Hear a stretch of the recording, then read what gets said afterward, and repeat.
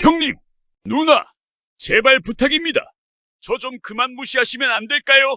아무도 대답하지 않았습니다. 아니, 들은 척도 하지 않았습니다. 58세 박민수는 그날도, 어제도, 지난 30년간 줄곧 그렇게 살아왔습니다. 평생 가족들에게 무능한 막내로 불렸던 남자.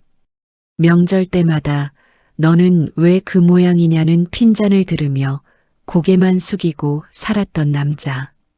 낡은 구멍가게 하나로 근근히 살아가는 형제들이 제일 만나기 싫어하는 그 막내 말입니다.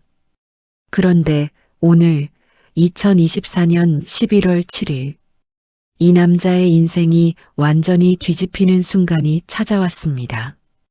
부모님 장례식장, 조문객들이 떠나고 가족들만 남은 빈 소앞. 까만 양복을 입은 변호사 한 명이 서류 가방을 들고 나타났습니다. 유족 여러분, 고인께서 남기신 유언장을 지금부터 공개하겠습니다. 형제들의 눈빛이 순간 날카로워졌습니다.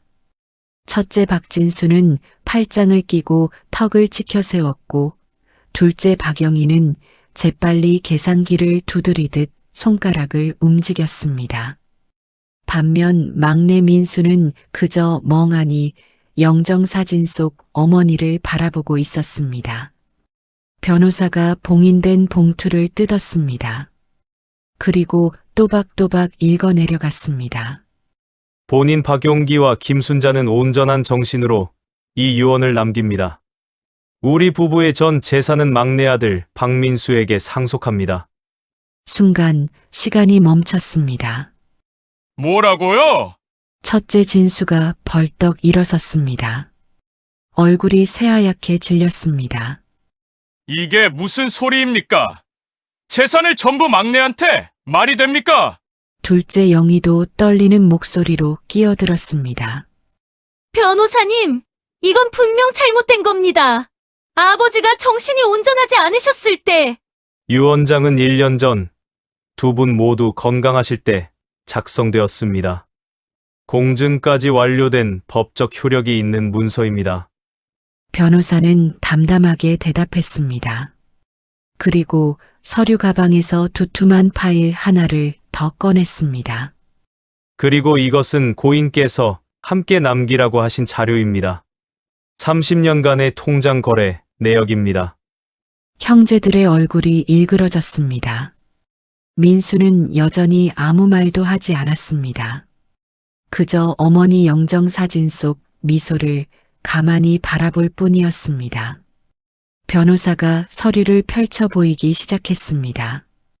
A4 용지 수십 장, 빼곡하게 인쇄된 숫자들, 그리고 그 안에 숨겨진 30년간 아무도 몰랐던 진실이 드러나기 시작했습니다.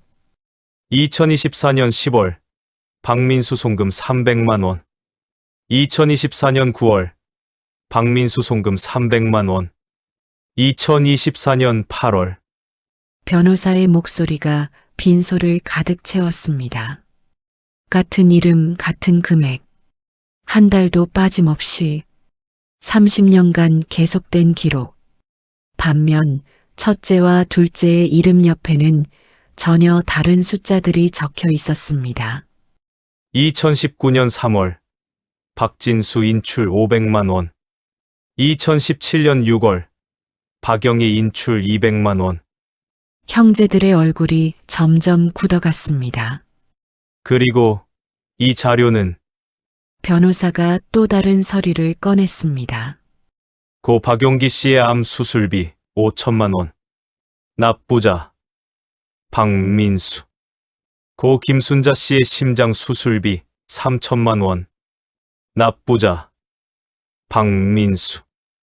긴, 무거운 침묵이 흘렀습니다. 첫째 진수가 입술을 떨며 고개를 돌렸습니다. 민수를 향해, 평생 무시해왔던 그 막내 동생을 향해. 인수야, 이게 대체... 민수는 대답하지 않았습니다. 그저 영정사진 속 어머니를 바라보며 작게 중얼거렸습니다. 어머니, 이제 편히 쉬세요. 그리고 그의 눈에서 처음으로 눈물 한 방울이 떨어졌습니다.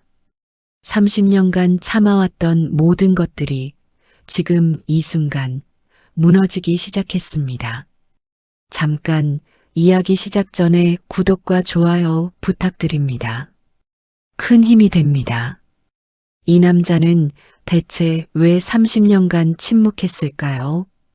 형제들은 왜 아무것도 몰랐을까요? 그리고 부모님은 왜 마지막 순간까지 진실을 말하지 않으셨을까요? 모든 것은 30년 전 한 통의 전화에서 시작되었습니다. 1994년 겨울, 28살 청년 박민수에게 걸려온 형의 전화 한 통. 민수야, 형 좀 도와줘. 사업 망했어. 채권자들이 집까지 찾아와. 5천만 원만 빌려줘. 제발. 그날 민수는 결혼 자금으로 모아둔 전 재산을 형에게 보냈습니다. 은행 통장에 남은 금액 0원. 그리고 형은 그 돈을 갚지 않았습니다. 그로부터 1년 후, 이번엔 누나에게서 전화가 왔습니다. 민수야, 우리 애 대학 등록금 좀 보태줄 수 있어? 남편 사업이 안 좋아서. 민수는 또 보냈습니다. 자신이 먹을 쌀값을 아껴가며 그렇게 3년, 5년, 10년, 30년이 흘렀습니다. 형제들은 계속 돈을 요구했고 민수는 묵묵히 보냈습니다. 단 한 번도 나도 힘들다는 말을 하지 않았습니다. 그리고 부모님, 두 분은 알고 계셨습니다. 막내가 얼마나 힘들게 사는지, 형과 누나가 얼마나 이기적인지. 하지만 차마 말씀하지 못했습니다. 큰아들 체면도 있고 딸 자존심도 있는데 그렇게 침묵했습니다. 민수만 혼자 모든 것을 짊어지고 살도록. 하지만 어머니는 돌아가시기 1년 전 마침내 결심했습니다. 여보, 우리 민수한테 미안해서 어떡해? 이대로는 안 돼. 유언장 쓰자. 아버지도 고개를 끄덕였습니다. 그래. 최소한 죽어서라도 민수한테 제대로 해줘야지. 두 분은 변호사를 찾아갔습니다. 그리고 30년간의 통장 거래 내역을 모두 출력해달라고 했습니다. 민수가 보낸 돈, 형제들이 인출한 돈, 병원비, 생활비, 모든 것을. 이걸 우리 장례식 때 공개해 주십시오. 형제들이 알아야 합니다. 민수가 얼마나 희생했는지. 변호사는 고개를 숙였습니다. 알겠습니다. 반드시 그렇게 하겠습니다. 그리고 2024년 11월 5일, 교통사고. 두 분은 함께 세상을 떠나셨습니다. 민수는 울지 않았습니다. 장례 준비를 혼자 도맡아 했습니다. 형과 누나는 조문객 응대만 하며 유산이 얼마나 되냐는 이야기만 속닥였습니다. 그리고 장례 3일째, 변호사가 나타났습니다. 봉인된 유언장을 들고 유족 여러분, 모든 것이 시작되었습니다. 30년간 숨겨졌던 진실이 지금 이 순간 세상 밖으로 나오기 시작했습니다. 형제들의 얼굴은 점점 일그러졌고 민수는 여전히 말이 없었습니다. 다만 그의 눈가에 맺힌 눈물만이 30년간의 고통을 말해주고 있었습니다. 박민수는 1966년생입니다. 올해 58세. 평생을 이 땅에서 살아온 사람입니다.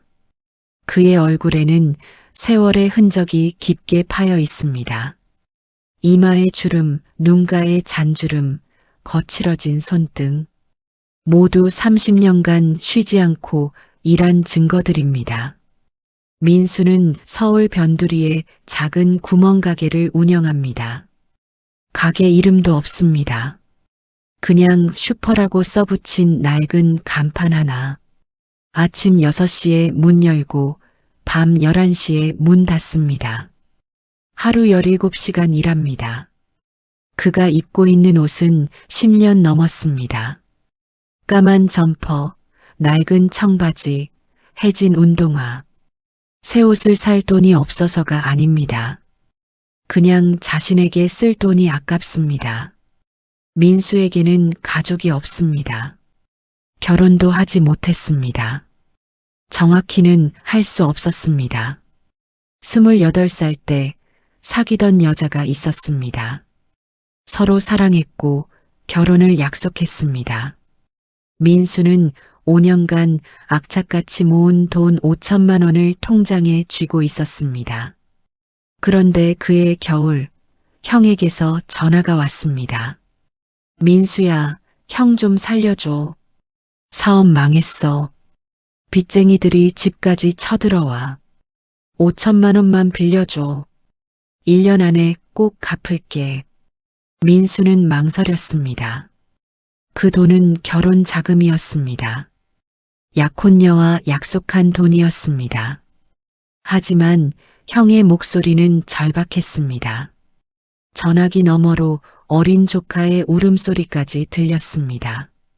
민수는 은행에 갔습니다. 그리고 전 재산을 형 계좌로 보냈습니다. 약혼녀에게는 차마 말하지 못했습니다. 형한테 돈을 다 줘서 결혼을 미뤄야 할 것 같아라고. 그렇게 3개월이 지났습니다. 형은 돈을 갚지 않았습니다. 연락도 뜸해졌습니다. 약혼녀는 결국 떠났습니다. 민수 씨, 저 기다릴 수 없어요. 미안해요. 민수는 아무 말도 하지 못했습니다. 그저 고개만 숙였습니다. 그 후로 민수는 혼자 살았습니다. 30년간 단 한 번도 연애를 하지 않았습니다. 나 같은 사람이 무슨 결혼을. 그렇게 중얼거리며 가게만 지켰습니다. 첫째 박진수는 올해 65세입니다.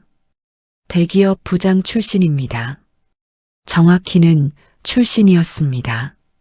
5년 전 명예퇴직을 했습니다. 진수는 평생 권위적으로 살았습니다. 집안의 장남이라는 이유로, 대학을 나왔다는 이유로, 대기업에 다녔다는 이유로 그는 동생들을 늘 내려다봤습니다. 특히 막내 민수를. 민수야, 너 대학도 못 갔잖아. 그러니까 그 모양 그 꼴인 거야. 명절 때마다 이런 말을 했습니다. 민수는 아무 대꾸도 하지 않았습니다. 그저 고개만 숙였습니다. 진수는 잘 나가는 척했지만 실상은 달랐습니다. 90년대 말 사업에 손을 댔다가 5천만 원을 날렸습니다. 그때 막내에게 돈을 빌렸습니다. 1년 안에 갚을게. 하지만 갚지 않았습니다. 아니, 갚을 생각조차 하지 않았습니다. 어차피 동생인데 뭐. 나중에 여유 생기면 주지. 그렇게 생각하며 잊어버렸습니다. 그 후로도 몇 번 더 돈을 빌렸습니다. 2000년대 초 주식으로 3천만 원, 2010년대 자식 결혼 자금으로 2천만 원, 매번 곧 갚을게라고 했지만 한 푼도 갚지 않았습니다. 진수는 부모님께도 거만했습니다. 아버지, 요즘 세상이 어떻게 돌아가는지 아십니까? 제 말 좀 들으세요. 늘 이런 식으로 말했습니다. 부모님은 아무 말씀도 하지 못했습니다. 퇴직 후 진수는 집에서 놀고 있습니다. 퇴직금은 이미 다 썼습니다. 주식과 부동산에 투자했다가 반토막 났습니다. 하지만 자존심은 여전합니다. 내가 이 집안의 장남이야. 재산도 내가 제일 많이 받아야 해. 그렇게 믿고 있었습니다. 부모님 돌아가시기 전까지는 둘째 박영희는 올해 62세입니다. 전업주부로 살았습니다. 남편은 작은 회사 과장입니다. 형편이 넉넉하지 않습니다. 영희는 평생 자식 교육에 올인했습니다. 아들 하나, 딸 하나. 둘 다 좋은 대학을 보내야 한다는 집념으로 살았습니다. 그러느라 돈이 많이 들었습니다. 학원비, 과외비, 대학 등록금. 남편 월급으로는 부족했습니다. 그래서 영희는 부모님께 손을 벌렸습니다. 아버지, 우리 애들 대학 등록금 좀 보태주세요. 부모님은 주시려 했지만 돈이 없었습니다. 농사 지으며 근근히 사는 형편이었습니다. 그러면 영희는 막내에게 전화했습니다. 민수야, 나 좀 도와줘. 애들 학비가 급한데 300만 원만 빌려줘. 민수는 매번 보냈습니다. 자신이 먹을 쌀값을 아껴가며 영희는 고마워하지 않았습니다. 오히려 당연하게 여겼습니다. 민수는 혼자 사니까 돈 여유 있을 거야. 그렇게 착각했습니다. 그리고 명절 때마다 민수를 무시했습니다. 너는 결혼도 안 하고 뭐 하며 사는 거야? 구멍가게나 하고. 민수는 아무 말도 하지 않았습니다. 영희도 부모님 돌아가시고 나서야 재산 분배에 관심을 가졌습니다. 아버지 재산이 얼마나 되려나? 집이랑 땅이 있을 텐데. 장례식장에서 계산기를 두드리며 계산했습니다. 그러다가 유언장을 듣게 된 것입니다. 부모님 박용기와 김순자 두 분은 평생 농사를 지으며 살았습니다.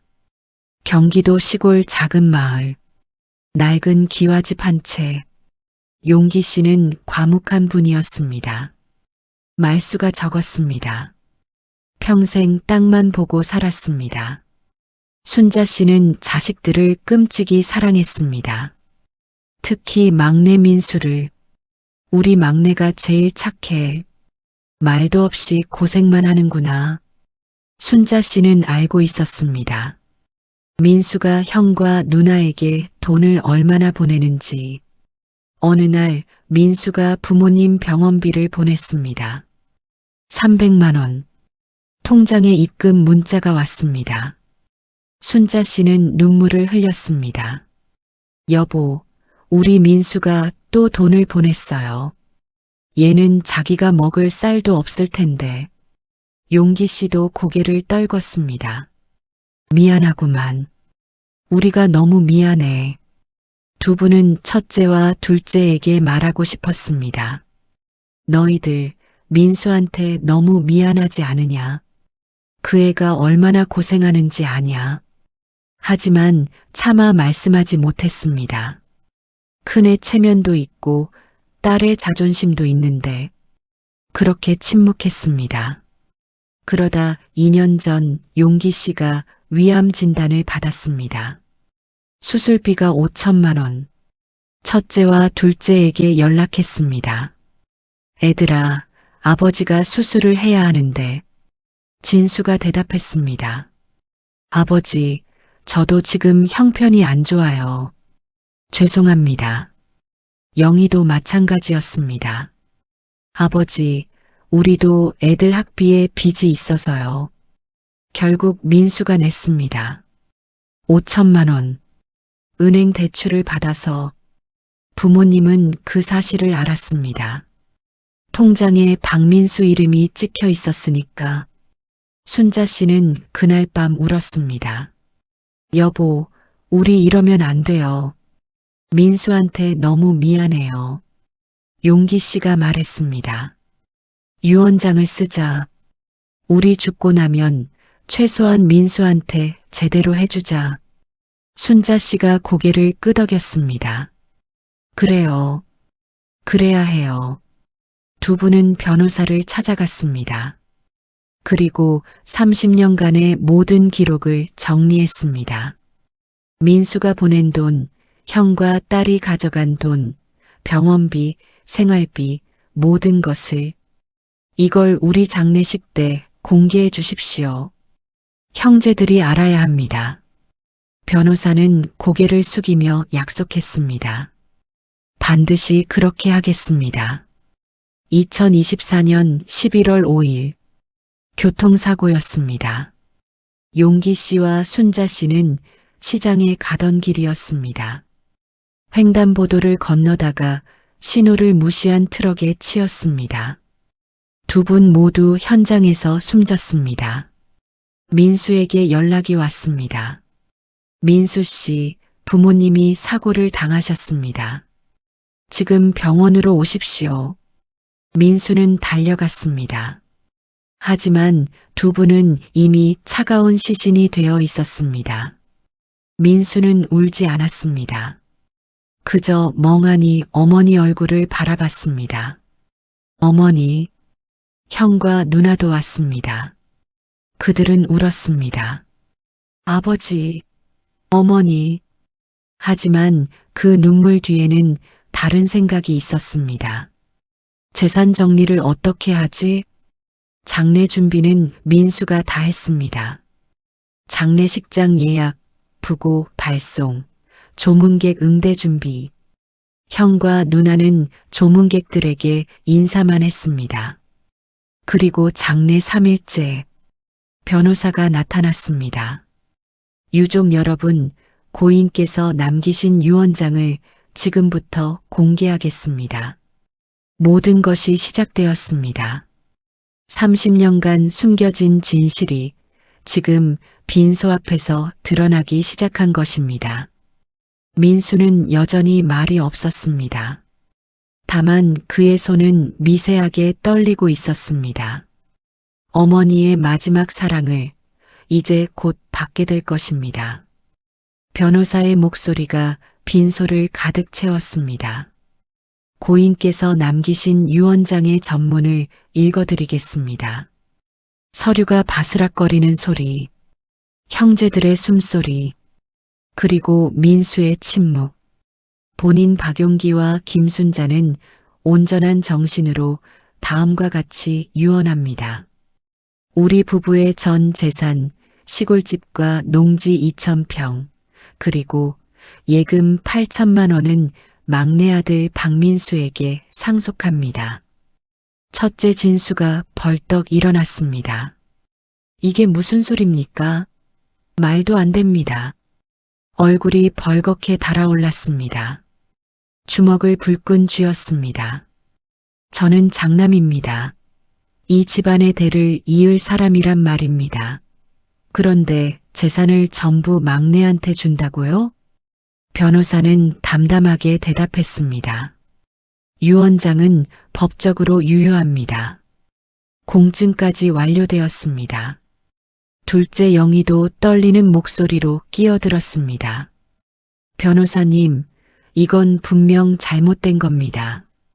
아버지가 정신이 온전하지 않으셨을 때 유언장은 1년 전 작성되었습니다. 당시 두 분 모두 건강검진 결과 정상이셨고 정신과 전문의의 소견서도 첨부되어 있습니다. 변호사는 차분하게 서류를 꺼내 보였습니다. 진수가 민수를 돌아봤습니다. 눈빛이 날카로워졌습니다. 민수야, 내가 부모님을 꼬드긴 거지? 그렇지? 민수는 아무 대답도 하지 않았습니다. 그저 영정사진 속 어머니를 바라볼 뿐이었습니다. 영희가 소리쳤습니다. 민수야, 대답 좀 해봐. 내가 부모님한테 뭐라고 한 거야? 민수는 입을 열었습니다. 조용하고 낮은 목소리였습니다. 저는 아무 말씀도 드린 적 없습니다. 거짓말. 그럼 왜 너한테만 전부 주는데? 진수가 다가와 민수의 어깨를 잡았습니다. 거칠게 흔들었습니다. 야, 박민수, 넌 평생 뭐 한 게 있어? 형한테, 누나한테, 부모님한테 뭘 해드린 게 있냐고. 민수는 여전히 침묵했습니다. 변호사가 끼어들었습니다. 유족 여러분, 진정하십시오. 그리고 이것을 보시기 바랍니다. 변호사는 두툼한 파일 하나를 더 꺼냈습니다. 고인께서 함께 남기라고 하신 자료입니다. 30년간의 통장 거래 내역입니다. 서류가 탁자 위에 펼쳐졌습니다. A4 용지 수십 장, 빼곡하게 인쇄된 숫자들. 변호사가 읽기 시작했습니다. 1994년 12월 박민수 송금 5천만 원. 수취인 박진수. 진수의 얼굴이 굳었습니다. 1998년 3월 박민수 송금 300만 원. 수취인 박영희. 영희가 입술을 깨물었습니다. 2005년 7월 박민수 송금 2천만 원. 수취인 박진수. 2012년 9월 박민수 송금 500만 원. 수취인 박영희. 변호사의 목소리는 계속되었습니다. 끝없이 1994년부터 2024년까지 30년간 한 달도 빠짐없이 박민수 송금 같은 이름이 반복되었습니다. 그리고 그 아래 다른 내역들. 2019년 3월 박진수 인출 500만 원. 용도 미상. 2020년 6월 박영희 인출 300만 원. 용도 미상. 형제들은 점점 얼굴이 하얗게 질려갔습니다. 변호사가 다른 서류를 꺼냈습니다.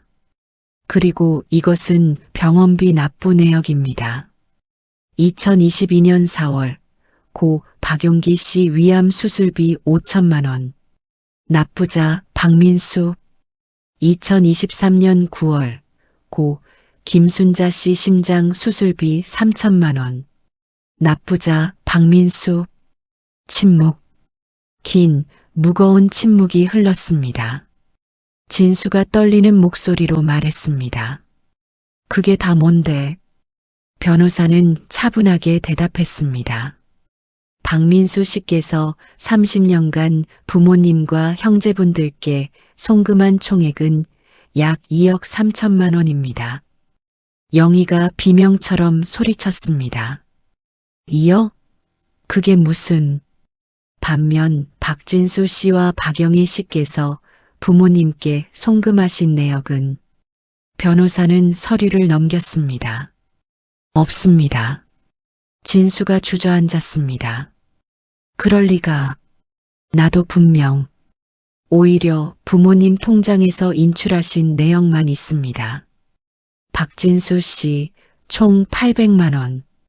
박영희 씨 총 1,200만 원. 영희는 아무 말도 하지 못했습니다. 민수는 여전히 말이 없었습니다. 고개를 숙인 채 두 손을 가지런히 모으고 앉아 있었습니다. 진수가 떨리는 손으로 서류를 집어들었습니다. 직접 확인하고 싶었습니다. 하지만 거기 적힌 숫자들은 거짓말을 하지 않았습니다. 1994년 12월 5천만 원. 1998년 3월 300만 원. 2005년 7월 2천만 원. 모두 자신이 민수에게 빌린 돈이었습니다. 그리고 단 한 번도 갚지 않은 돈이었습니다. 영희도 서류를 보았습니다. 자신이 요구한 돈들, 아이들 학비, 생활비, 명절 용돈, 모두 민수가 보낸 것이었습니다. 그리고 자신은 단 한 번도 고맙다고 말한 적이 없었습니다. 진수가 민수를 바라봤습니다. 민수야, 너 이걸 왜? 민수가 처음으로 고개를 들었습니다. 형을 바라봤습니다. 형님이 힘드시다고 하셔서요. 목소리는 담담했습니다.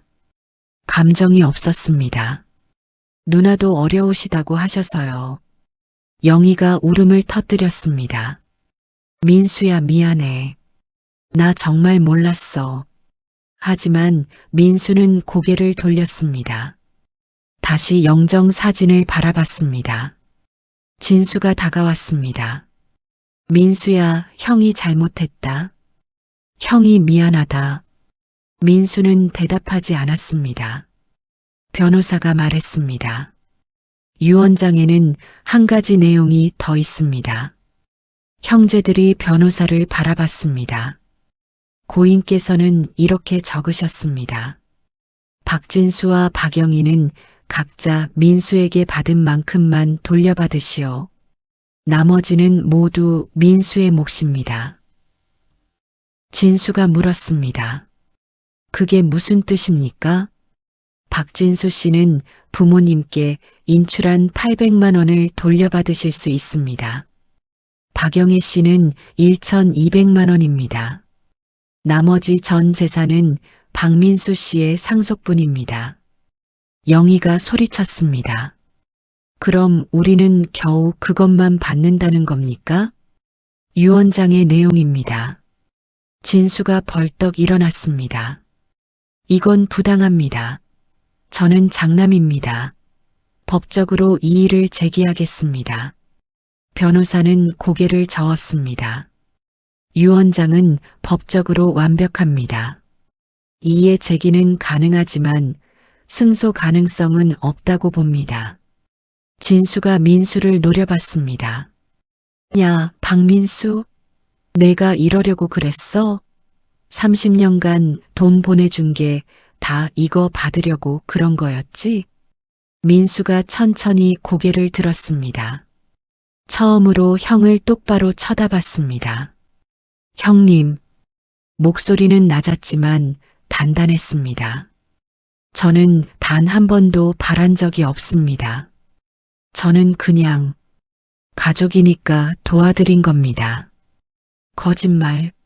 그럼 왜 부모님한테? 저는 부모님께 아무 말씀도 드리지 않았습니다. 부모님께서 알아서 정리하신 겁니다. 영희가 떨리는 목소리로 말했습니다. 그럼 엄마 아빠가 다 알고 계셨다는 거야? 민수가 고개를 끄덕였습니다. 네. 어머니께서는 다 아셨던 것 같습니다. 진수가 주저앉았습니다. 그럼 우리가 민수한테 돈 받을 때마다 부모님이 다 보고 계셨다는 거야? 민수는 대답하지 않았습니다. 영희가 울면서 소리쳤습니다. 그럼 왜 말씀 안 하셨어? 왜 우리한테 아무 말씀도 안 하시고? 변호사가 조용히 말했습니다. 고인께서는 자식들끼리 싸우는 걸 원치 않으셨습니다. 그래서 살아계실 때는 침묵하셨고 돌아가신 후에 진실을 밝히기로 하셨습니다. 진수가 두 손으로 얼굴을 감쌌습니다. 아버지, 어머니, 영희도 바닥에 주저앉아 울었습니다.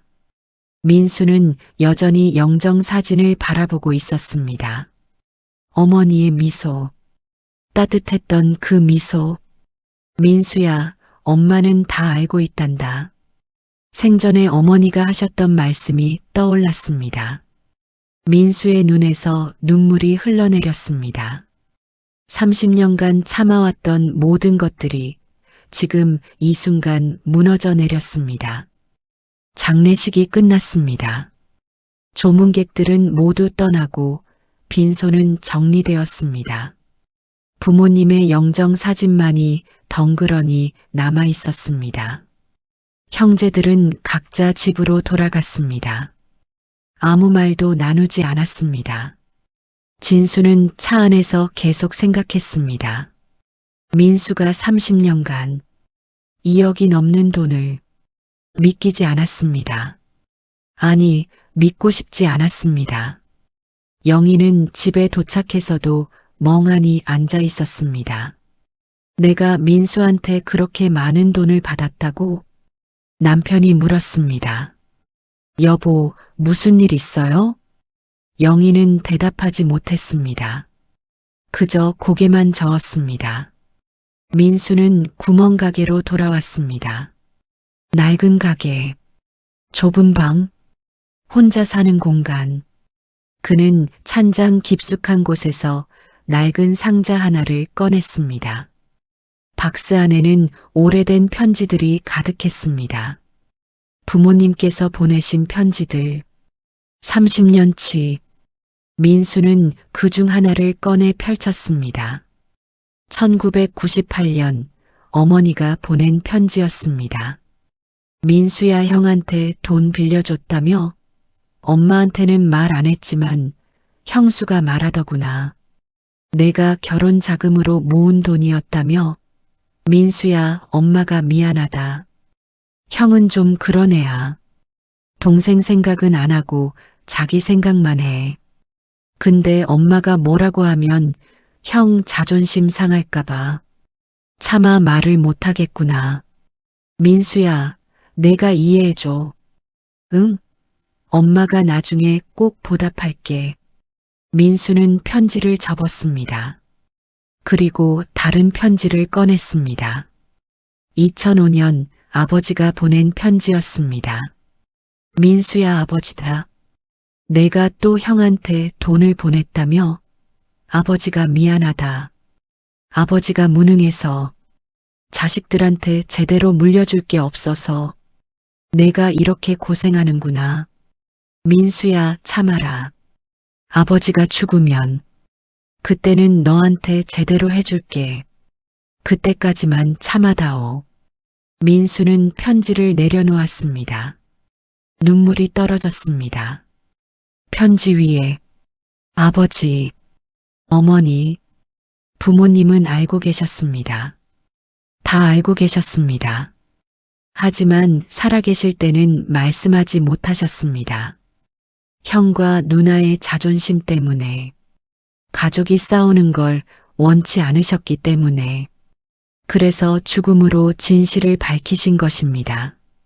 민수는 상자를 닫았습니다. 그리고 다시 찬장 깊숙이 넣어두었습니다.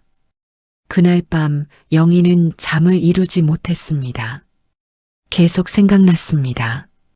민수의 얼굴이, 그 사람이 그렇게 고생하고 있었구나. 영희는 옛날 일들을 떠올렸습니다. 명절 때마다 민수를 무시했던 일들. 너는 결혼도 안 하고 뭐 하며 사는 거야? 구멍가게나 하면서 부끄럽지도 않아? 그런 말들을 서슴없이 했습니다. 그런데 그때마다 민수는 아무 말도 하지 않았습니다. 그저 고개만 숙이고 웃었습니다. 왜 한마디도 안 했을까? 영희는 베개를 끌어안고 울었습니다. 그리고 문득 오래전 일이 떠올랐습니다. 10년 전 딸아이가 대학에 합격했을 때였습니다. 등록금이 필요했습니다. 하지만 돈이 없었습니다. 영희는 민수에게 전화했습니다. 민수야, 나 좀 도와줘. 우리의 대학 등록금이 500만 원인데. 민수는 바로 보냈습니다. 영희는 고마워하지 않았습니다. 오히려 이렇게 말했습니다. 민수는 혼자 사니까 돈 여유 있잖아. 나중에 갚을게. 하지만 갚지 않았습니다. 그리고 그 일을 잊어버렸습니다. 그런데 지금 통장 내역을 보니 그 500만 원이 적혀 있었습니다. 2014년 3월 박민수 송금 500만 원. 영희는 손으로 얼굴을 감쌌습니다. 나는 뭘 한 거지? 진수도 잠들지 못했습니다. 그는 서재에 앉아 옛날 통장을 뒤적였습니다. 1994년 통장. 거기에 적혀 있었습니다. 1994년 12월 15일 박민수 입금 5천만 원. 그때였습니다. 사업이 망했을 때 채권자들이 집까지 찾아왔습니다. 아내는 울고 아이들은 무서워했습니다. 진수는 민수에게 전화했습니다. 민수야, 형 좀 살려줘. 5천만 원만 빌려줘. 민수는 물었습니다. 형님, 그 돈, 제 결혼 자금인데요. 진수는 소리쳤습니다. 지금 형이 죽게 생겼는데 결혼은 무슨 결혼이야. 나중에 꼭 갚을 테니까 제발 좀 보내. 민수는 더 이상 말하지 않았습니다. 그리고 다음 날 돈을 보냈습니다. 진수는 그 돈으로 빚을 갚았습니다. 그리고 민수에게 말했습니다. 민수야, 고맙다. 1년 안에 꼭 갚을게. 하지만 갚지 않았습니다. 1년이 지나고 2년이 지나고 10년이 지나도 갚지 않았습니다. 아니, 갚을 생각조차 하지 않았습니다. 동생인데 뭐, 나중에 여유 생기면 주지. 그렇게 생각했습니다. 진수는 통장을 덮었습니다. 가슴이 답답했습니다. 내가 동생한테 뭘 한 거지. 3일 후 진수는 민수의 가게를 찾아갔습니다. 낡은 구멍 가게, 좁고 어두운 가게. 진수는 그 가게를 처음 제대로 봤습니다. 낡은 냉장고, 오래된 진열대, 색바랜 간판. 민수는 혼자 물건을 정리하고 있었습니다. 진수가 들어섰습니다. 민수야.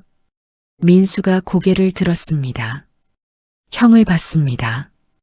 형님. 진수는 말을 꺼내기가 어려웠습니다. 저기, 형이 할 말이 있어서. 민수는 아무 말 없이 형을 바라봤습니다. 진수가 가방에서 봉투 하나를 꺼냈습니다. 이거 500만 원이야. 일단 이것부터 갚으려고. 민수는 받지 않았습니다. 형님, 괜찮습니다. 아니야. 형이 빌린 돈이잖아. 받아. 민수는 고개를 저었습니다. 형님, 저는 돌려받으려고 드린 게 아닙니다. 진수가 물었습니다. 그럼 왜 준 거야? 민수가 대답했습니다. 형님이 힘드시니까요. 가족이니까요. 진수는 아무 말도 하지 못했습니다. 가슴이 무너져 내렸습니다. 민수야, 형이 정말 미안하다. 민수는 고개를 돌렸습니다. 형님, 이제 됐습니다. 그만 가보세요. 진수는 발걸음이 떨어지지 않았습니다. 하지만 민수는 더 이상 형을 보지 않았습니다. 진수는 결국 가게를 나섰습니다. 봉투는 그대로 카운터 위에 놓인 채였습니다. 그날 저녁 민수는 부모님 산소를 찾아갔습니다. 서울에서 2시간 거리, 시골산 중턱. 부모님은 나란히 묻혀 계셨습니다. 민수는 무릎을 꿇고 절을 올렸습니다.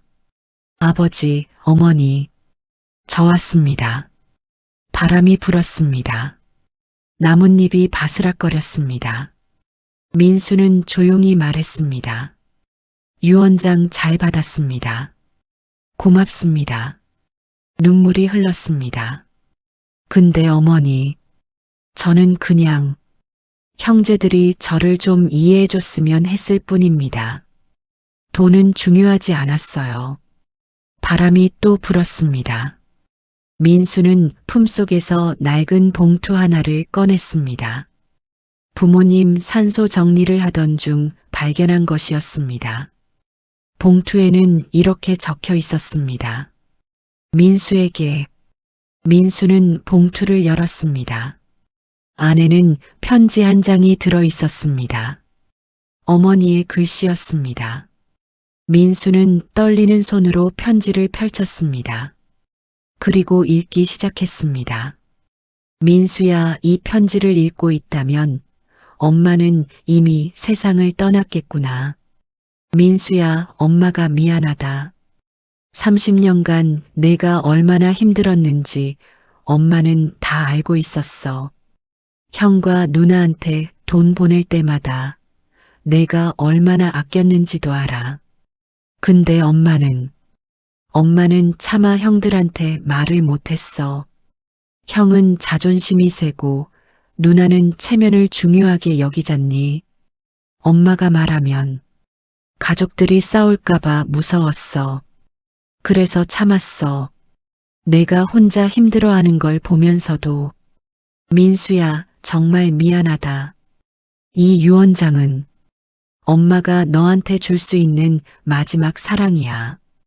형과 누나가 이제라도 깨달았으면 좋겠구나. 내가 얼마나 소중한 사람인지. 민수야, 이제는 내 인생을 살아. 형들 눈치 보지 말고 내가 하고 싶은 거 하며 살아. 엄마가 하늘에서 지켜볼게. 사랑한다, 우리 막내. 민수는 편지를 가슴에 안았습니다. 그리고 소리내어 울었습니다. 어머니, 30년간 참아왔던 모든 슬픔이 이 순간 터져나왔습니다. 바람이 불었습니다.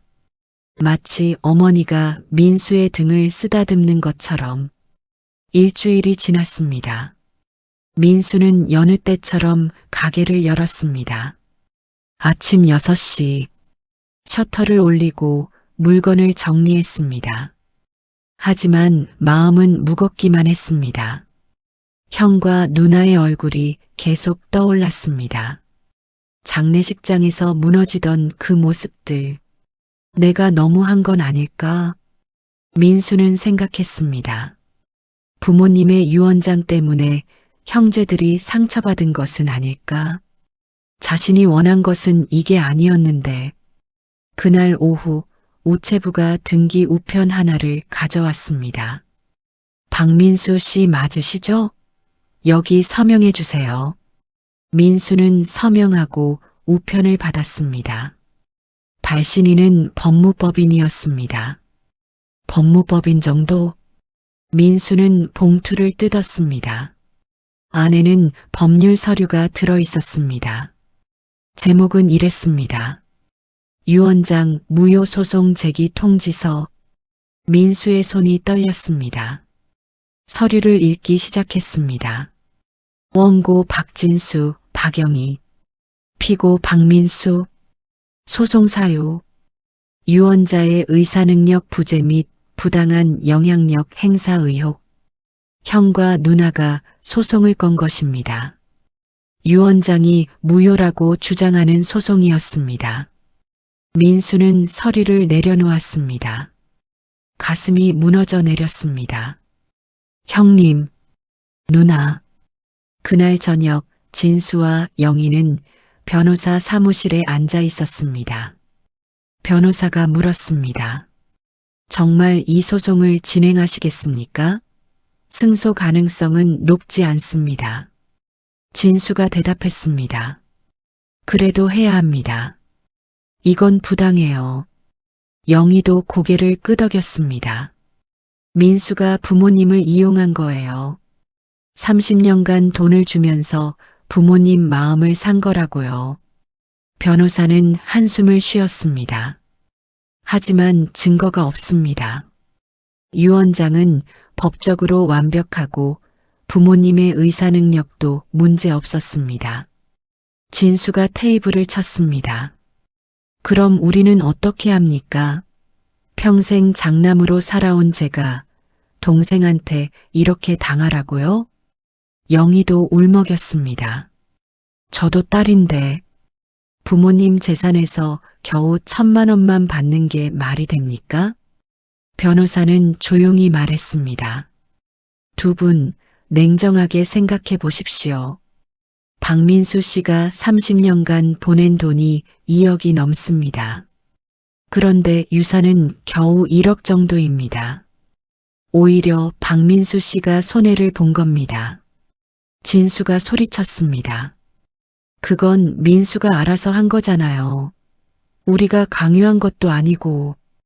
변호사는 고개를 저었습니다. 그 말씀을 법정에서 하시면 오히려 두 분께 불리합니다. 영희가 물었습니다. 그럼 우리는 그냥 포기하라는 겁니까? 변호사는 잠시 생각하다가 말했습니다. 한 가지 방법이 있습니다. 진수가 물었습니다. 뭡니까? 박민수 씨를 설득하는 겁니다. 소송이 아니라 대화로. 영희가 고개를 저었습니다. 민수는 우리 말을 안 들을 거예요. 변호사가 말했습니다. 그럼 이 소송은 의미가 없습니다. 시간과 돈만 낭비하는 겁니다. 진수와 영희는 아무 말도 하지 못했습니다. 사흘 후 민수에게 또 다른 우편이 도착했습니다. 이번에는 형 진수의 손 편지였습니다. 민수는 봉투를 뜯었습니다. 편지는 이렇게 시작되었습니다. 민수야 형이다. 형이 소송을 건 거 알고 있을 거야. 미안하다. 형이 화가 나서 잠깐 정신을 못 차렸어. 근데 민수야, 형도 억울해.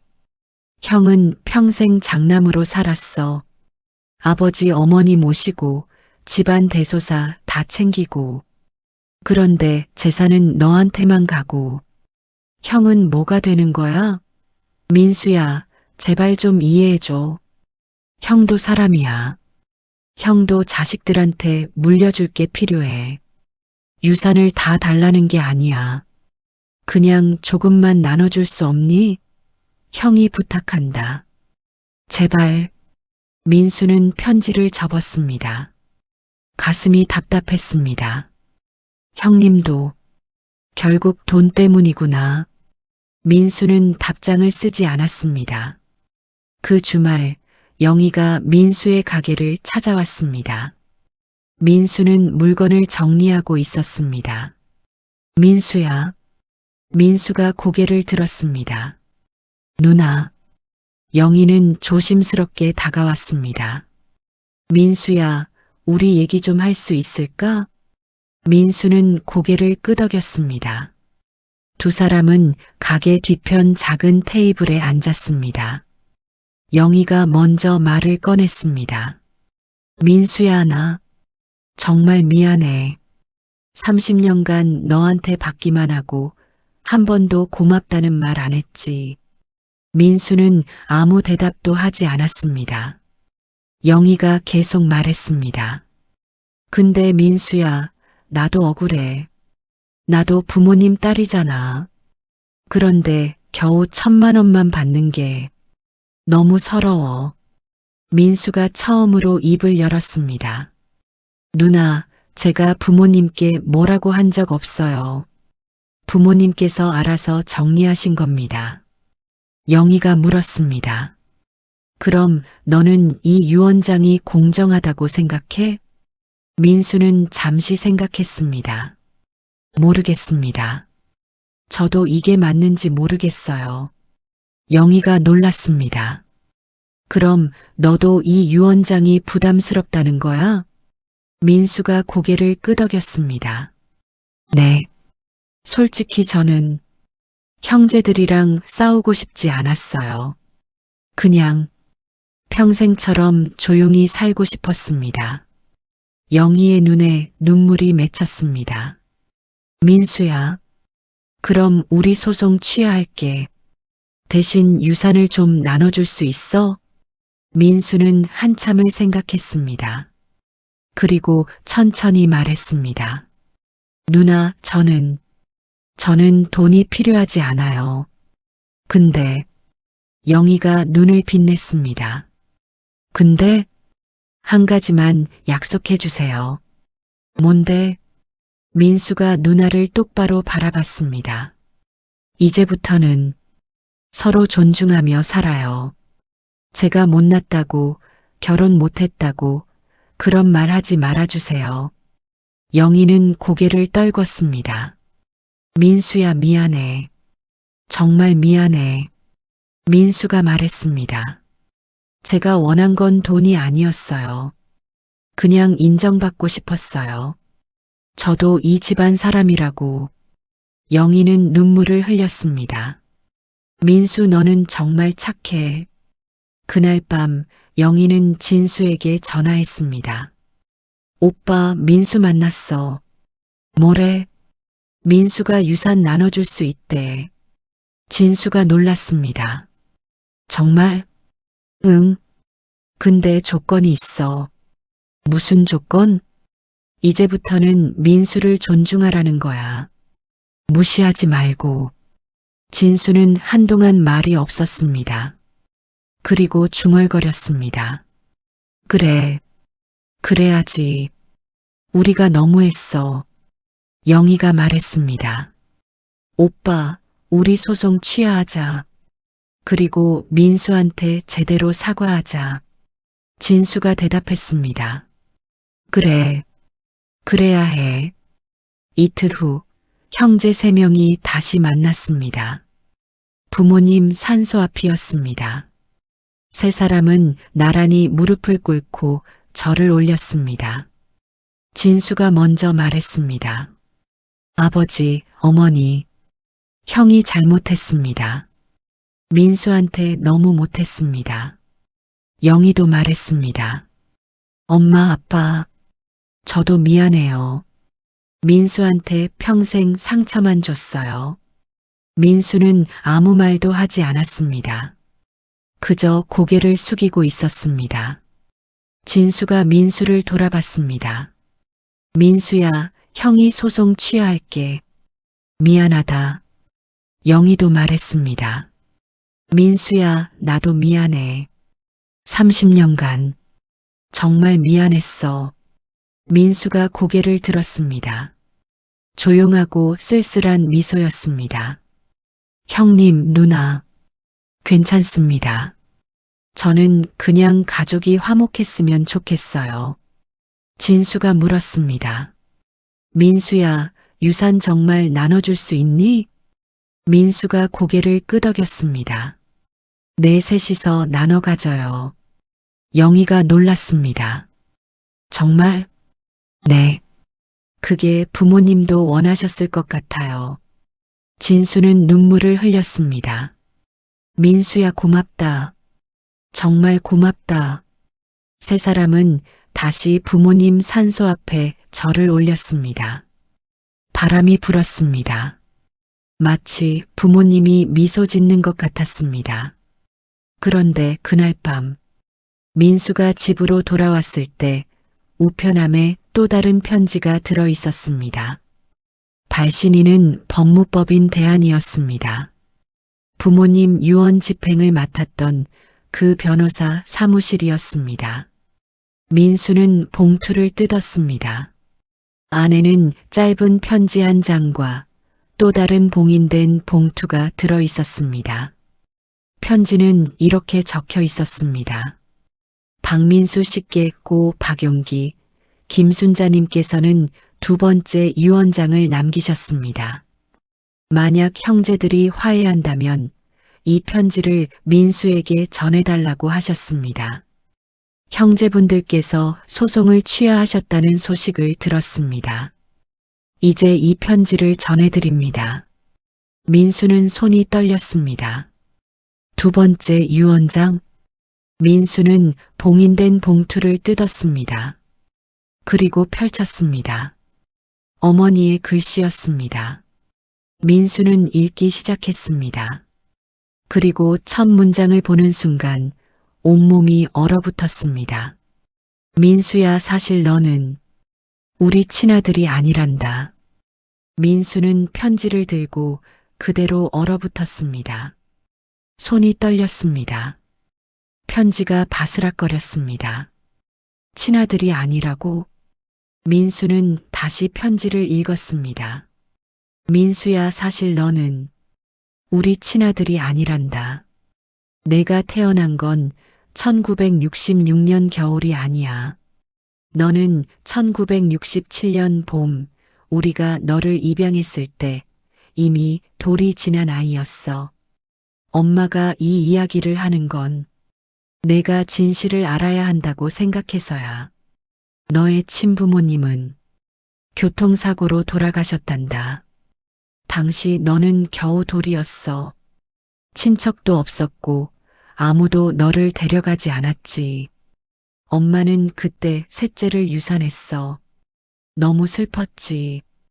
그때 고아원에서 너를 봤어. 울지도 않고 조용히 혼자 앉아 있는 내 모습을. 엄마는 그 순간 알았어. 이 아이가 우리 아들이라는 걸. 아빠도 동의했어. 우리는 너를 데려왔고 막내로 호적에 올렸어. 형과 누나는 모르고 자랐어. 우리도 평생 비밀로 하려고 했어. 근데 민수야, 엄마가 이제 말하는 이유는 내가 우리 친아들이 아니어도 엄마에게 넌 진짜 아들이었다는 걸 말하고 싶어서야. 30년간 내가 우리한테 해준 모든 것들, 그건 친아들도 못하는 거였어. 형과 누나는 우리 친자식이지만 30년간 단 한 번도 돈을 보내지 않았어. 근데 너는 입양아인데도 우리를 진짜 부모처럼 모셨어. 민수야, 고맙다. 엄마는 너를 낳지는 않았지만 너를 키웠어. 그리고 너는 엄마의 자랑이야. 형과 누나가 이 사실을 알게 되면 아마 충격을 받을 거야. 하지만 엄마는 믿어. 너희 형제가 결국 화해할 거라고. 민수야, 내가 입양아라는 사실 때문에 상처받지 않았으면 좋겠어. 너는 우리에게 진짜 아들이야. 영원히 사랑한다. 우리 막내. 엄마가. 민수는 편지를 내려놓았습니다. 눈물이 뚝뚝 떨어졌습니다. 나는 입양아였구나. 58년을 살아오면서 한 번도 의심해 본 적 없었습니다. 형과 누나와는 닮지 않았지만 그냥 그러려니 했습니다. 부모님이 자신에게 특별히 더 다정하셨던 것도 이제야 이해가 됐습니다. 그래서 어머니가 늘 미안하다고 하셨구나. 민수는 바닥에 주저앉았습니다. 가슴이 무너져 내렸습니다. 30년간 가족을 위해 희생했던 모든 순간들이 떠올랐습니다. 형에게 5천만 원을 보냈던 날, 누나에게 학비를 보냈던 날, 부모님 수술비를 대출받아 보냈던 날, 그 모든 순간 민수는 가족이니까라고 생각했습니다. 내가 피 한 방울 섞이지 않은 남이었다면? 민수는 고개를 저었습니다. 아니, 그래도 가족이었습니다. 부모님은 자신을 진짜 아들처럼 사랑해 주셨으니까. 하지만 형과 누나는, 형님과 누나가 이 사실을 알면 어떻게 될까? 민수는 두려웠습니다. 다음 날 아침 민수는 부모님 산소를 찾아갔습니다. 무릎을 꿇고 절을 올렸습니다. 어머니, 아버지, 목소리가 떨렸습니다. 편지 읽었습니다. 바람이 불었습니다. 민수는 눈물을 흘리며 말했습니다. 저는 몰랐습니다. 제가 입양아라는 걸. 눈물이 땅에 떨어졌습니다. 어머니, 그래도 저는 행복했습니다. 어머니와 아버지가 계셔서. 민수는 품속에서 편지를 꺼냈습니다. 어머니께서 걱정하신 것, 저는 상처받지 않았어요. 오히려 더 감사합니다.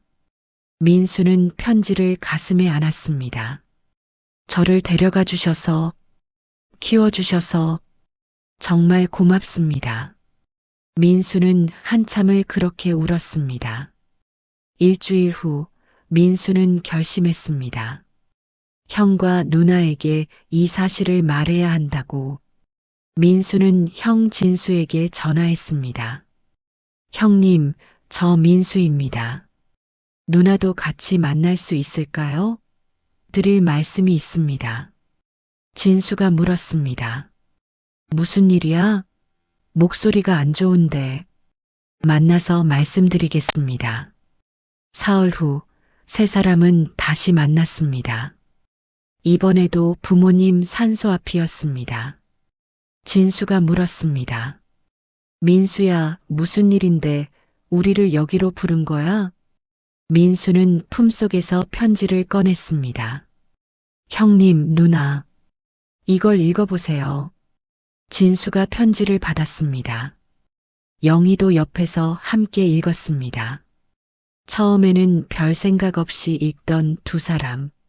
하지만 첫 문장을 보는 순간 얼굴이 굳었습니다. 민수는 우리 친아들이 아니란다. 진수가 편지를 내려놓았습니다. 이게 무슨 소리야? 영희도 손으로 입을 막았습니다. 민수가 입양하라고? 민수는 고개를 끄덕였습니다. 네. 저도 일주일 전에 알았습니다. 진수가 민수를 바라봤습니다. 그럼 너는 우리 친동생이 아니라는 거야? 민수는 대답하지 못했습니다. 영희가 떨리는 목소리로 말했습니다. 그럼 우리가 30년간 남한테 돈을 받은 거야? 그 말에 민수의 가슴이 찢어졌습니다. 남이라니. 진수가 편지를 다시 읽었습니다. 그리고 한참을 말이 없었습니다. 영희도 눈물을 흘렸습니다. 민수야. 아니, 민수 씨. 민수가 고개를 들었습니다. 네. 우리가 30년간 당신한테 얼마나 못했는데. 영희는 말을 잇지 못했습니다. 진수가 민수를 똑바로 바라봤습니다. 민수야. 아니, 너는 이제 민수가 아니야. 너는. 민수의 눈에 눈물이 맺혔습니다. 역시 남이라고 생각하는구나. 하지만 진수는 뜻밖의 말을 했습니다. 너는 우리보다 더 진짜 아들이었어. 민수가 눈을 크게 떴습니다. 진수가 계속 말했습니다. 우리는 부모님 친자식이면서도 30년간 단 한 번도 제대로 안 했어. 근데 너는 피 한 방울 안 섞였는데도 진짜 아들처럼 살았어. 영희도 고개를 끄덕였습니다. 민수야, 우리가 정말 미안해. 우리는 자격도 없는 사람들이었어. 민수는 눈물을 흘렸습니다. 형님, 누나. 진수가 민수에게 다가왔습니다. 그리고 민수의 어깨를 꽉 껴안았습니다. 민수야, 너는 우리 동생이야. 피가 섞였든 안 섞였든 너는 우리 동생이야. 영희도 다가와 민수를 껴안았습니다. 민수야, 미안해. 정말 미안해. 세 사람은 그렇게 한참을 울었습니다. 부모님 산소 앞에서 바람이 불었습니다. 따뜻한 바람이. 마치 부모님이 새 자식을 안아주시는 것처럼. 그날 저녁 세 사람은 부모님이 살던 시골집에 함께 갔습니다. 낡은 기와집, 오래된 가구들, 부모님의 흔적이 가득한 곳. 진수가 말했습니다. 민수야, 이 집 내가 가져. 민수가 고개를 저었습니다. 형님, 저는 아니야. 이 집은 내 거야. 부모님이 그렇게 유언하셨잖아. 영희도 말했습니다. 민수야, 우리는 괜찮아. 우리는 이미 충분히 받았어. 30년간. 민수는 고개를 떨궜습니다. 진수가 집안을 둘러봤습니다. 이 집에 부모님 추억이 참 많지. 영희가 부엌으로 갔습니다. 엄마가 여기서 늘 밥하시던 곳이네. 세 사람은 집안을 천천히 걸었습니다. 부모님의 방, 낡은 이불, 오래된 옷장, 그리고 작은 서랍장 위에 액자 하나가 놓여 있었습니다. 흑백 사진이었습니다. 어린 민수를 안고 있는 어머니와 아버지의 사진. 민수는 겨우 돌쯤 되어 보였습니다. 진수가 액자를 집어들었습니다. 이게 내가 처음 우리 집에 왔을 때 사진이구나. 영희가 사진을 보며 눈물을 흘렸습니다. 엄마 표정 좀 봐. 얼마나 행복해 보여. 민수도 사진을 보았습니다. 어머니는 활짝 웃고 계셨습니다. 아버지도 드물게 미소를 짓고 계셨습니다. 그리고 어린 민수는 어머니 품에 안겨 안심한 듯 잠들어 있었습니다. 민수는 액자를 가슴에 안았습니다. 어머니, 아버지. 진수가 민수의 어깨에 손을 올렸습니다. 민수야, 부모님은 정말 너를 사랑하셨어. 영희도 말했습니다. 우리보다 훨씬 더. 민수는 고개를 저었습니다. 아니에요. 부모님은, 형님도 누나도 저도 모두 똑같이 사랑하셨어요. 진수가 씁쓸하게 웃었습니다. 근데 우리는 부모님을 똑같이 사랑하지 않았어. 영희도 고개를 떨궜습니다. 세 사람은 한참을 말없이 서 있었습니다. 그리고 진수가 말했습니다. 민수야, 이제부터라도 우리 제대로 하자. 형제로. 민수가 고개를 들었습니다. 진수가 계속 말했습니다. 피가 섞였든 안 섞였든 우리는 가족이야. 부모님이 우리를 형제로 만들어주셨어. 영희도 고개를 끄덕였습니다. 맞아. 우리는 가족이야. 민수는 눈물을 닦았습니다. 그리고 처음으로 진짜 웃었습니다. 고맙습니다, 형님, 누나. 세 사람은 다시 껴안았습니다. 이번에는 더 오래, 더 따뜻하게. 그날 밤, 세 형제는 시골집에서 함께 저녁을 먹었습니다. 30년 만에 처음이었습니다. 이렇게 편하게 형제끼리만 모여 앉은 것이. 진수가 말했습니다. 민수야, 이 집 정리하려면 시간이 좀 걸릴 거야. 우리가 도와줄게. 영희도 고개를 끄덕였습니다. 맞아. 엄마 물건들도 정리하고 집도 수리해야 할 때가 많을 거야. 민수가 대답했습니다. 고맙습니다. 천천히 할게요. 식사를 마치고 세 사람은 부모님 방을 정리하기 시작했습니다. 오래된 옷가지, 낡은 이불, 추억이 담긴 물건들. 영희가 옷장을 열었습니다. 엄마 옷이 여기 다 있네.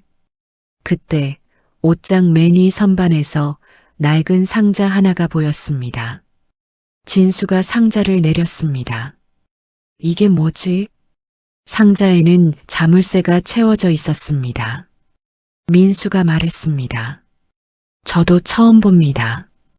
진수가 상자를 흔들었습니다.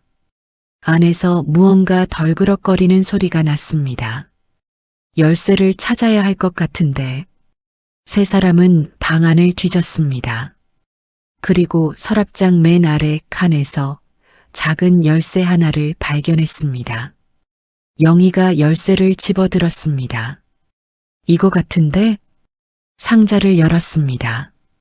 안에는 낡은 공책 한 권과 오래된 사진 몇 장, 그리고 봉투 하나가 들어 있었습니다. 진수가 공책을 꺼냈습니다. 이게 뭐지? 일기인가? 공책을 펼쳤습니다. 어머니의 글씨였습니다. 첫 페이지에 이렇게 적혀 있었습니다. 1967년 4월 15일.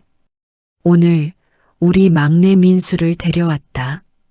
고아원에서 처음 봤을 때 이 아이가 우리 아들이라는 걸 알았다. 셋째를 잃은 슬픔이 아직 가시지 않았지만 이 아이를 보니 다시 살아야겠다는 생각이 들었다. 민수야, 우리 집에 와줘서 고맙구나. 민수는 가슴이 뭉클했습니다. 진수가 페이지를 넘겼습니다. 1968년 10월 3일. 민수가 오늘 처음 엄마라고 불렀다. 너무 기뻐서 하루 종일 울었다. 이 아이는 내가 낳지 않았지만 내 아들이다. 영희도 눈물을 흘렸습니다. 엄마가 얼마나 민수를 사랑하셨는지. 계속 페이지를 넘겼습니다. 1975년 8월 20일. 민수가 초등학교에 입학했다. 형과 누나는 공부를 잘하는데 민수는 좀 느린 편이다. 하지만 착하다. 누구보다 착해. 1982년 5월 10일 민수가 중학교를 졸업했다. 고등학교는 가지 않겠다고 한다. 집안 형편이 어려운 걸 아는 모양이다. 미안하다, 민수야. 1994년 12월 20일 큰애가 민수한테 돈을 빌렸다고 한다. 5천만 원. 민수의 결혼 자금이었는데 큰애기가 나한테 고맙다고 전화했다. 근데 나는 민수한테 미안했다. 큰애는 언제 갚을 생각을 하는 걸까? 진수의 손이 떨렸습니다. 1999년 7월 5일 민수의 약혼녀가 떠났다고 한다. 민수는 아무 말도 안 하지만 엄마는 안다. 큰애한테 준 돈 때문에 결혼 못한 거라는 걸. 민수야, 엄마가 정말 미안하다. 영희는 울음을 터뜨렸습니다. 2005년 3월 12일 둘째가 민수한테 또 돈을 빌렸다. 애들 학비라고. 민수는 또 보냈다. 한마디 불평도 없이. 이 아이는 왜 이렇게 착할까? 나한테는 너무 과분한 아들이다. 2015년 6월 30일 민수가 오늘도 병원비를 보냈다. 300만 원. 이번 달도 지난달도 그 전 달도 10년이 넘게 한 달도 빠짐없이. 큰애와 둘째는 한 번도 보낸 적이 없다. 엄마는 알고 있어, 민수야. 내가 얼마나 힘든지. 내가 쌀밥도 제대로 못 먹고 사는 거. 미안하다. 정말 미안하다. 민수는 고개를 떨궜습니다. 진수와 영희는 말을 잃었습니다. 마지막 페이지에 이렇게 적혀 있었습니다. 2023년 11월 1일 여보와 상의했다. 유언장을 쓰기로 했다. 민수한테 최소한이라도 보답하기로. 큰애와 둘째는 화를 낼 것이다. 하지만 어쩔 수 없다. 민수는 우리가 지켜줘야 한다. 민수야, 너는 우리 친아들이 아니지만 너는 세상 누구보다 진짜 아들이었어. 고맙다 그리고 사랑한다. 일기는 거기서 끝났습니다. 세 사람은 한참을 말없이 앉아 있었습니다. 진수가 공책을 덮었습니다. 눈물이 멈추지 않았습니다. 어머니, 아버지, 영희도 바닥에 주저앉아 울었습니다. 우리가 뭘 한 거야? 민수는 아무 말도 하지 못했습니다. 그때 영희가 상자 안에 남은 봉투를 발견했습니다. 이건 뭐지? 봉투에는 이렇게 적혀 있었습니다. 큰애와 둘째에게. 영희가 봉투를 열었습니다. 안에는 편지가 들어 있었습니다. 아버지의 글씨였습니다. 진수가 편지를 펼쳤습니다. 그리고 읽기 시작했습니다.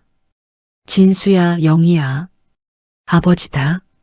너희가 이 편지를 읽고 있다면 아버지와 어머니는 이미 세상을 떠났을 것이다. 아버지가 할 말이 있다. 민수는 우리 친아들이 아니다. 입양한 아이다. 너희는 충격을 받았겠지. 하지만 아버지는 한 가지만 말하고 싶다. 민수는 비록 우리 피를 받지 않았지만 너희보다 훨씬 더 우리를 사랑했다. 30년간 단 한 달도 빠짐없이 돈을 보냈다. 우리가 아프면 병원비를 냈다. 우리가 힘들면 달려왔다. 반면 너희는 아버지가 말해도 되겠니? 진수야, 너는 30년간 단 한 번도 우리한테 돈을 보낸 적이 없다. 오히려 민수한테 빌린 돈 5천만 원을 갚지 않았지. 영희야, 너도 마찬가지다. 평생 돈만 요구하고 고맙다는 말 한 번 안 했지. 아버지는 너희가 부끄럽다. 하지만 그래도 너희는 내 자식이다. 아버지는 너희를 사랑한다. 다만 한 가지 부탁이 있다. 민수를 형제로 인정해라. 민수는 너희 친동생이 아니지만 너희보다 훨씬 더 자격이 있는 우리 아들이다. 만약 너희가 민수를 무시하거나 배척한다면 아버지는 하늘에서도 너희를 용서하지 않을 것이다. 하지만 너희가 민수를 진심으로 형제로 받아들인다면 아버지는 기뻐할 것이다. 제발 부탁한다. 민수를 지켜줘라. 아버지가. 편지가 끝났습니다. 진수는 편지를 내려놓고 두 손으로 얼굴을 감쌌습니다. 아버지.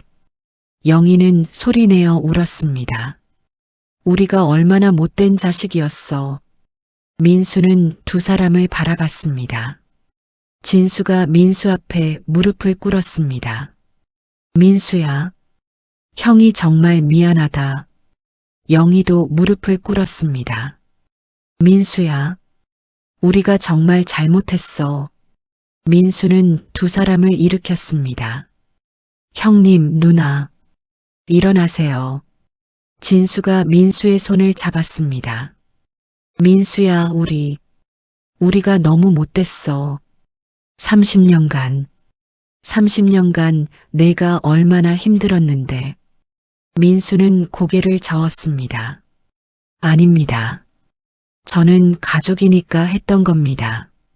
영희가 울면서 말했습니다. 가족. 우리는 가족답지 못했잖아. 민수가 두 사람을 꽉 껴안았습니다. 아닙니다. 우리는 가족입니다. 지금도 앞으로도. 세 사람은 그렇게 한참을 울었습니다. 그날 밤 세 사람은 부모님 영정사진 앞에 나란히 앉았습니다. 진수가 말했습니다. 아버지, 어머니, 저희가 잘못했습니다. 이제야 깨달았습니다. 영희도 말했습니다. 엄마, 아빠, 우리가 얼마나 못난 자식이었는지 이제 알겠어요. 민수가 조용히 말했습니다. 아버지, 어머니, 평생 저를 사랑해 주셔서 감사합니다. 그리고 형님과 누나를 저와 함께 있게 해주셔서 감사합니다. 진수가 민수의 어깨에 손을 올렸습니다. 민수야, 이제부터는 우리가 너를 지킬게. 영희도 고개를 끄덕였습니다. 맞아, 이제부터는 우리가 너를 챙길 거야.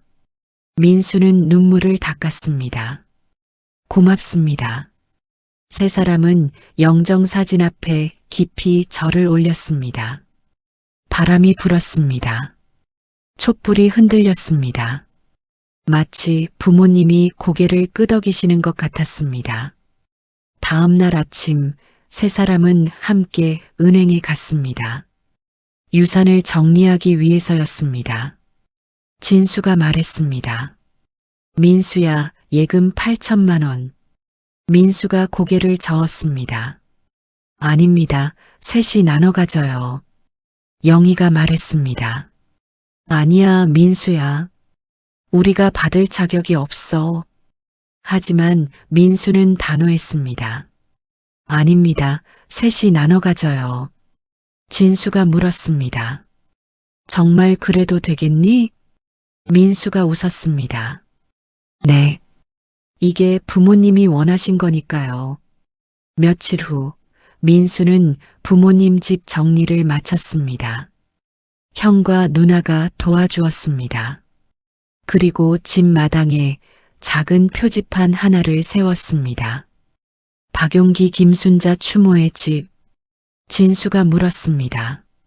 민수야, 이 집에서 살 거야? 민수가 고개를 끄덕였습니다. 네. 가끔 와서 지내려고요. 부모님 생각날 때.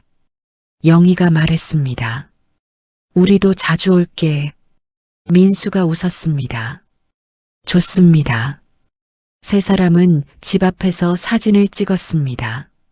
30년 만에 처음 찍는 형제 사진이었습니다. 6개월이 지났습니다. 민수의 삶은 조금씩 변했습니다. 여전히 구멍가게를 운영했지만 이제는 혼자가 아니었습니다. 매주 토요일 형 진수가 찾아왔습니다. 민수야, 오늘은 내가 도와줄게. 진수는 앞치마를 두르고 민수와 함께 물건을 정리했습니다. 손님이 오면 계산도 도왔습니다. 민수는 처음에는 어색했지만 점점 익숙해졌습니다. 형님, 이거 여기 놓으시면 됩니다. 알았어. 두 사람은 서로를 배려하며 일했습니다.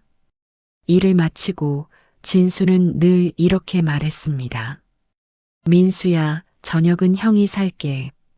민수는 처음에는 거절했습니다. 형님, 괜찮습니다.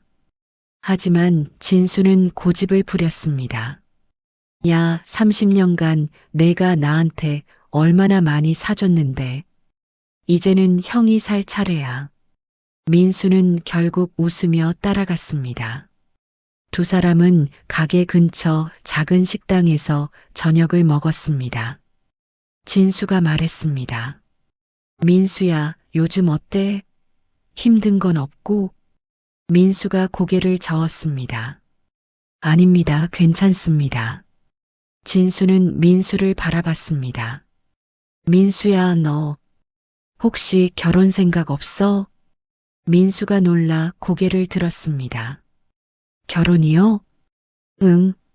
너 아직 58살이야. 늦지 않았어. 민수는 쓸쓸하게 웃었습니다. 형님, 저는 이제 혼자 사는 게 익숙합니다. 진수가 안타까운 표정을 지었습니다. 민수야, 내가 30년간 가족 때문에 희생한 거 형이 다 알아. 이제는 내 인생을 살아야 해. 민수는 한참을 생각하다가 말했습니다. 형님, 저는 지금이 행복합니다. 형님이 찾아와 주시고 누나도 연락 주시고 이게 제게는 큰 행복입니다. 진수는 눈시울이 붉어졌습니다. 민수야, 형이 정말 미안해. 민수가 형의 손을 잡았습니다.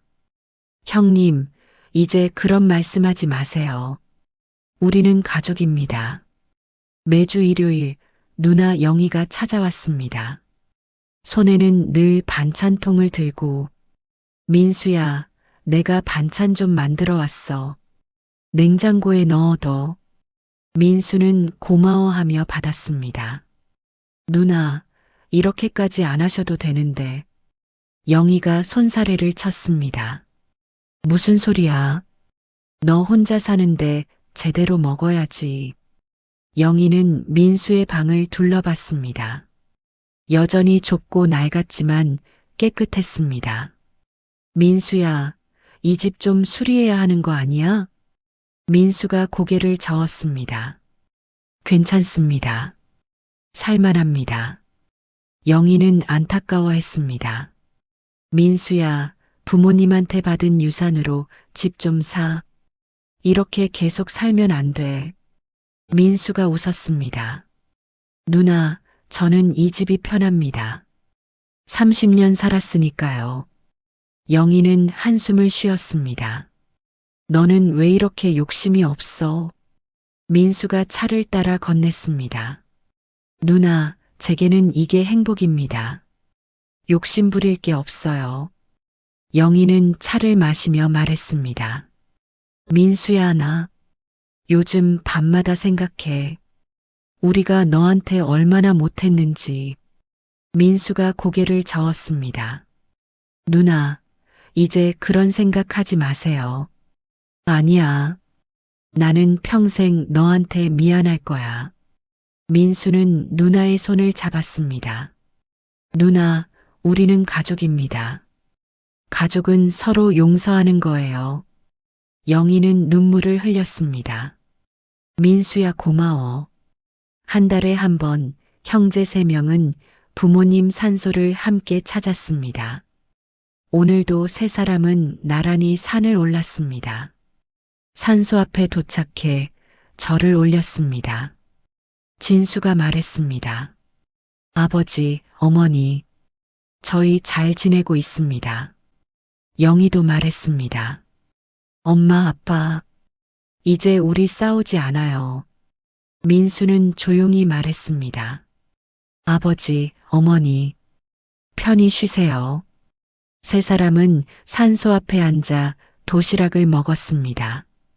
영희가 싸온 김밥과 진수가 사온 과일. 민수는 부모님께 먼저 올렸습니다.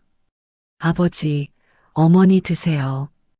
그리고 세 사람은 함께 식사를 했습니다. 진수가 말했습니다. 민수야, 부모님이 우리 보고 뭐라고 하실 것 같아? 민수가 생각하며 말했습니다. 잘했다고 하실 것 같습니다. 영희가 고개를 끄덕였습니다. 맞아. 엄마 아빠는 우리가 화목하게 지내는 걸 원하셨을 거야. 진수가 하늘을 바라봤습니다. 부모님 보고 계시겠지? 민수가 미소 지었습니다. 그러실 겁니다. 그날 저녁 민수는 혼자 가게로 돌아왔습니다. 문을 열고 들어서는데 우편함에 편지 하나가 꽂혀 있었습니다. 발신인은 형 진수였습니다. 민수는 편지를 펼쳤습니다. 민수에게 형이다. 오늘 산소에 갔다 오면서 계속 생각했어. 우리가 정말 민수한테 많이 미안하다고. 30년간 내가 우리한테 해준 것들. 형은 평생 갚을 수가 없어. 근데 형이 하나 깨달은 게 있어.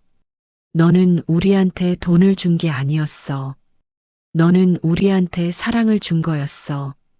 형이 힘들 때 내가 도와줬어. 누나가 어려울 때 내가 손 내밀어 줬어. 부모님이 아프실 때 내가 지켜줬어. 그게 가족이더라. 민수야, 고맙다.